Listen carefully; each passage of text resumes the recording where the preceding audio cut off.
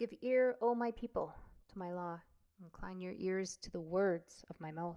I will open my mouth in a parable. I will utter dark sayings of old, which we've heard and known, and our fathers have told us. We will not hide them from their children, showing to the generation to come the praises of the Lord, and his strength, and his wondrous works that he hath done. For he established a testimony in Jacob, and appointed a law in Israel, which he commanded our fathers, that they should make them known to their children, that the generation to come might know them, even the children which should be born, who should arise and declare them to their children, that they might set their hope in God, and not forget the works of God, but keep his commandments, and might not be as their fathers, a stubborn and rebellious generation, a generation that set not their heart aright, and whose spirit was not steadfast with God. The children of Ephraim, being armed and carrying bows, turned back in the day of battle. They kept not the covenant of God, and refused to walk in his law, and forgot his works, and his wonders that he had showed them. Marvelous things did he do in the sight of their fathers, in the land of Egypt, in the field of Zoan. He divided the sea, and caused them to pass through. And he made the waters to stand as a heap. And in the daytime also he led them with a cloud, and all the night with a light of fire. He clave the rocks in the wilderness, and gave them drink out of the great depths. He brought streams also out of the rock, and caused waters to run down like rivers. And they sinned yet more against him by provoking the Most High in the wilderness. And they tempted God in their heart by asking meat for their lust. Yea, they spoke against God. They said, Can God furnish a table in the wilderness? Behold, he smote the rock. The waters gushed out. The streams overflowed. Can he give bread also? Can he provide flesh for his people? Therefore the Lord heard this, and was wroth. So a fire was kindled against Jacob, and anger also came up against Israel, because they believed not in God, and trusted not in his salvation, though he commanded the clouds from above, and opened the doors of heaven, and had rained down manna upon them to eat, and had given them the corn of heaven. Man did eat angels' food. He sent them meat to the full. He caused an east wind to blow into the heaven, and by his power he brought in the south wind. He rained flesh also upon them as dust, as feathered foals, like as the sand of the sea. And he let it fall in the midst of their camp round about their habitations. So they did eat, and were well filled, for he gave them their own desire.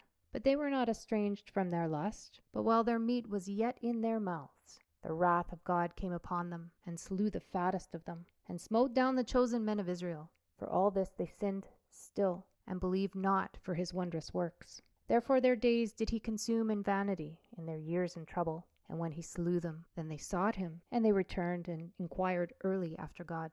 And they remembered that God was their rock, and the high God their Redeemer. Nevertheless, they did flatter him with their mouth, and they lied unto him with their tongues. For their heart was not right with him, neither were they steadfast in his covenant. But he, being full of compassion, forgave their iniquity, and destroyed them not. Yea, many a time turned he his anger away. It did not stir up all his wrath. For he remembered that they were but flesh, a wind that passeth away, and cometh not again. How oft did they provoke him in the wilderness, and grieve him in the desert? Yea, they turned back and tempted God, and limited the Holy One of Israel. They remembered not his hand, nor the day when he delivered them from the enemy, how he had wrought his signs in Egypt, and his wonders in the field of Zoan, and had turned their rivers into blood, and their floods, that they could not drink. He sent divers sorts of flies among them, which devoured them, and frogs, which destroyed them. He gave also their increase unto the caterpillar, and their labor unto the locust. He destroyed their vines with hail, and their sycamore trees with frost. He gave up their cattle also to the hail, and their flocks to hot thunderbolts. He cast upon them the fierceness of his anger, wrath, and indignation, and trouble, by sending evil angels among them. He made a way to his anger. He spared not their soul from death, but gave their life over to the pestilence. He smote all the firstborn in Egypt, the chief of their strength in the tabernacles of Ham, but made his own people to go forth like sheep,